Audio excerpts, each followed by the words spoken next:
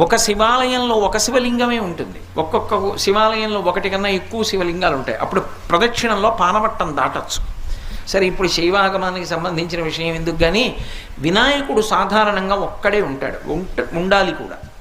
కొన్ని చోట్ల ప్రత్యేక సందర్భాలలో ఇలా ఎందుకు పెట్టారండి అని మీరు అడిగారు అనుకోండి, వాళ్ళు చెప్పలేరు.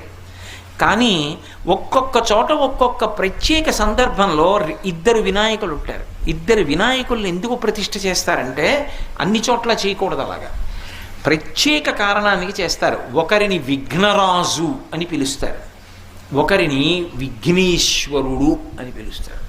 విఘ్నరాజు అని పిలిస్తే ఏమిటంటే విఘ్నాన్ని కల్పిస్తాడు. విఘ్నేశ్వరుడు అన్నారనుకోండి, విఘ్నాన్ని తీసేస్తాడు. విఘ్నాన్ని కల్పించడం కోసమని చెప్పి ప్రతిష్ఠ చేస్తారు ఒక్కొక్కసారి. ఏమిటి విఘ్నాన్ని కల్పించడం ఏమిటి?